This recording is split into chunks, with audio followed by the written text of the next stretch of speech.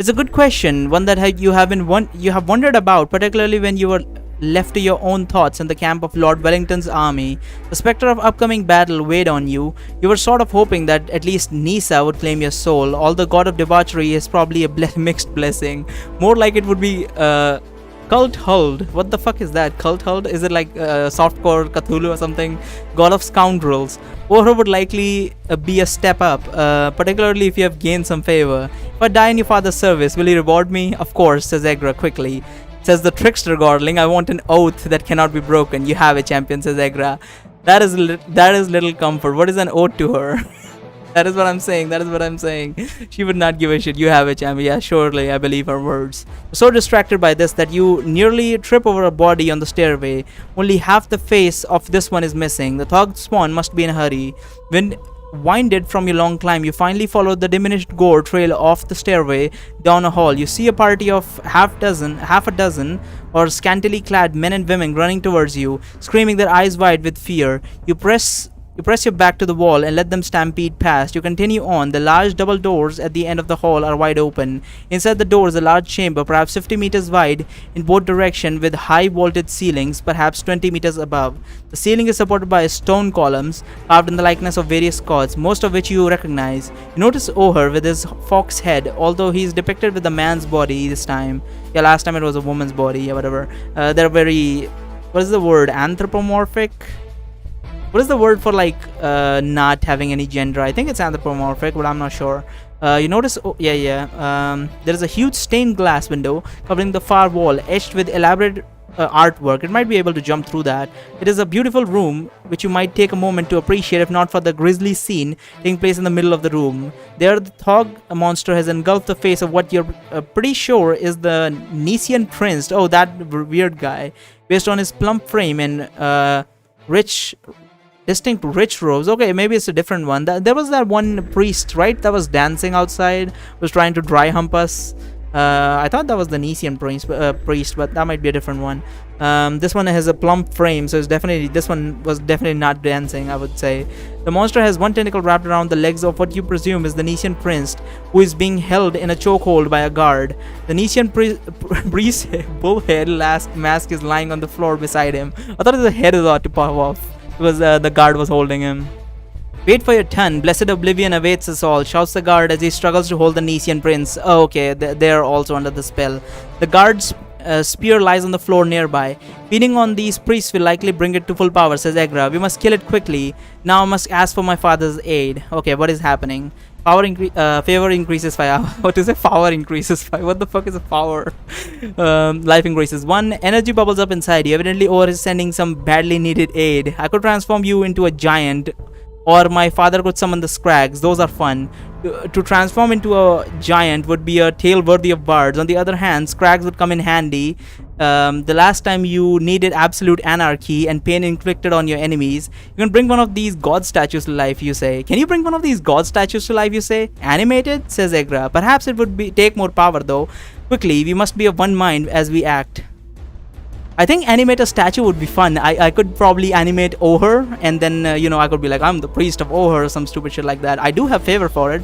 Let's try to do that. I think giant is cool, but I feel like someone will try to kill me eventually, which is not a good idea. Summon the Scrags would be fun. But I feel like unless there's an army of Scrags, they would have a very difficult time with its multiple tentacles. They would be great for crowd control, though, considering like other people would be showing up, but that would not be best for us if they try and bite everyone in the crotch. So let's try and animate a statue. You felt the power of even a small animated statue, you say. Oh, that one lady that we cupped the breast of. I could not imagine the power of one of these, and Thog's mind power will do nothing to a statue. Thog's mind powers will do nothing to a statue. It will smash it. Very well. This might be amusing, says Egra. Pick a statue. A few stand out. There's Ohar, of course, which would be appropriate, or maybe Virtuous, the most powerful god of war. He has a massive stone sword, and there's Hayden, god of wealth and prosperity. The statue is the largest thanks to the large girth, and he happens to be the closest to the monster. I think Ohar would be appropriate because it would be. I was going for Ohar anyway, and I feel like the big guy would be sort of slow. I'm not sure about that. They're saying he has a large frame, but it sounds like he's fat. As for Virtuous, he might be a war god, but like a stone sword would break in an instant. but if it slams into the ground. So I think Oher would be most fun and appropriate, and it will probably give us more favor with Oher. So let's go with that. Or is appropriate, you say, which is exactly why it is inappropriate, Segra. I will not announce my father's involvement in this. Do you not understand what a trickster is?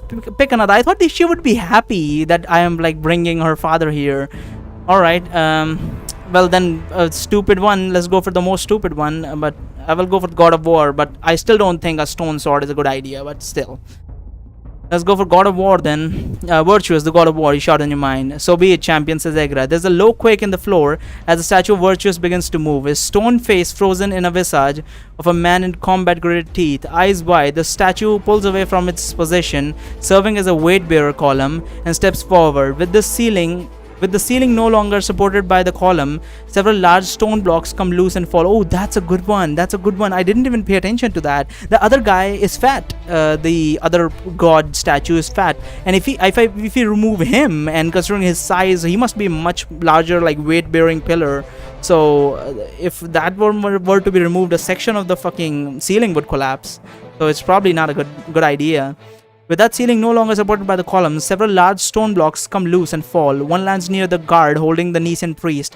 The guard does not run or even let go of the captive. Instead, he smiles and shouts something they cannot understand over the thundering of the statue's footsteps. Virtuous swings his mighty sword at the closest target, slamming the guard and the Nisan priest. The stone sword is massive and dull, not designated to cut, and so the two men are not cleaved in two as you might have expected. Rather, their bodies are flung broken and limp and blood splattering. Yeah, that's what I was saying. I was already pretty damn sure a stone sword is not a good idea. It's probably broken now.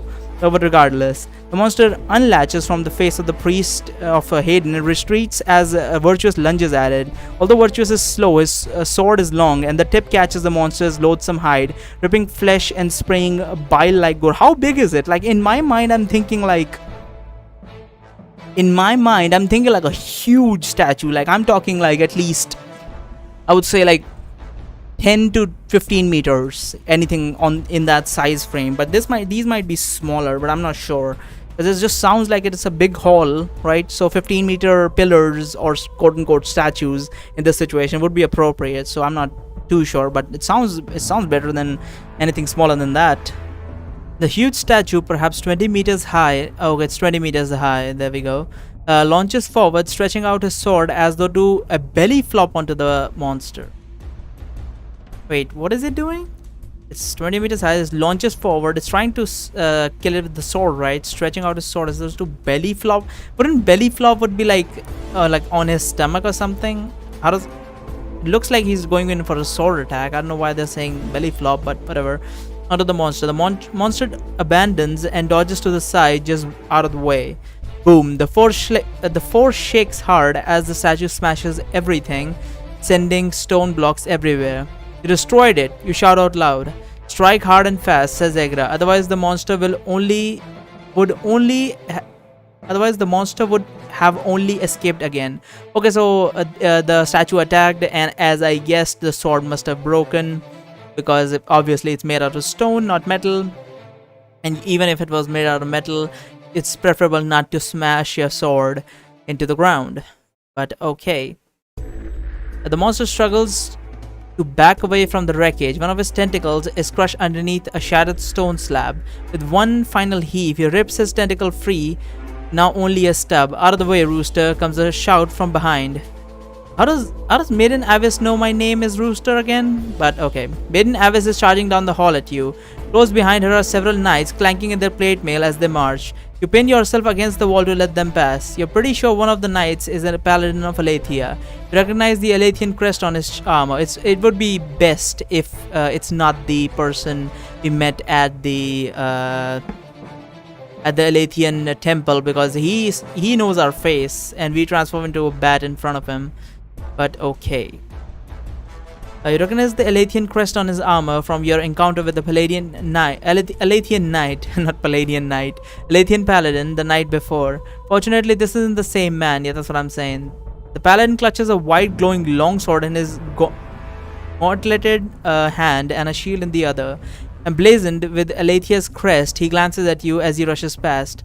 I have badly wounded it. You call to the passing soldier. Press your attack. What a fine mess this is. Priests dying everywhere and Thog facing defeat, says Egra gleefully. My father is excited. Can you feel his excitement? I suppose, you say. Just remember, if I die, expect some special treatment from your father. Oh, you'll get special treatment. Oh, that does not sound good. Alright. Says Egra in a sinister voice that makes you uncomfortable. Hopefully, she's teasing. The knights fan out and advance upon the wounded monster as Avis stands behind them, chanting. He commands it. Shouts one of the knights as he swings his sword into the throat of the paladin beside him. He commands it. Shouts one of the knights as he swings his sword into the throat of the paladin beside him. Wait, so the Thog is controlling the knights of Aletheia now? How? Sending a spray of blood from the paladin's throat. So the paladin is dead? Like the paladin that we just saw. What is happening here? The paladin hits the ground with a clank, sending his magical sword sliding in your direction. Okay, so the paladin is dead. He commands it, he says. So I'm guessing one of the knights fell to the Thog's, impression, because they're not protected, unlike these Alethian priest and paladin and whatever. Sending the magical sword sliding in your direction. The glow on the sword's blade swiftly fades before extinguishing completely. Sir Greenwood has been turned, shouts Maiden Avis. The other knights press in on the traitor knight as the Thog monster surges forward, tentacles lashing. Its tentacles lashing. Okay, so I thought the statue's sword broke. Apparently the entire statue broke. Fucking hell. That was ridiculous, dude. I literally gave them a statue. I literally gave Egra and her father a statue to work with. A 20 meters high statue. That's insanely huge. And they still managed to break it instead of properly using it. Fucking hell, ridiculous. Yeah, that's done. Thog didn't appear defeated yet, you say to Egra. Take me to oblivion, shouts the Turn Knight as blades clank against his armor from all direction. Seize the magic sword, says Egra. It's a paladin's weapon. Everyone knows that it will burn the unfaithful, you say. Leave that to me. Take the weapon, she says. Who hasn't fantasized about wielding a paladin's holy sword? That is true. Against your better judgment, you dash into the chamber and pick up the weapon. This is a linear, but I accept this linearity, whatever. Continue. Favor decreases 1. The blade springs to life, glowing fiercely. It tugs towards the Thog monster, pulsating. My father has tricked the idiot spirit of the sword to believe you're among the purest of Alethia's faithful, says Egra with a glee. Not disappointed, charge champion. Not disappointed, that's hilarious. You charge, at least up until you near the range of the whipping tentacles. At that point, you slow down and look for an opening. The monster has grown a great deal. It is now larger than a draft horse. Okay, I was up to read draft house. I was like, holy shit, it's bigger than a house. Draft horse. And this battle isn't going as well as you might expect. The traitorous knight lies motionless, his armor hammered in, and the blood leaking out some of the joints. Another knight is slumped against one of the column statues, his neck bent at an unnatural angle. Meanwhile, another knight is being swung in the air by the tentacle. 2 other knights are fighting desperately, hacking and dodging as tentacles lash at them. This is getting really lit, I will have to say. The monster is now slowly giving ground, foot by foot in the general direction of the stairway. You spot an opening and charge. However, a tentacle whips at your legs. You leap over the tentacle, yet it breaks your momentum and swings back.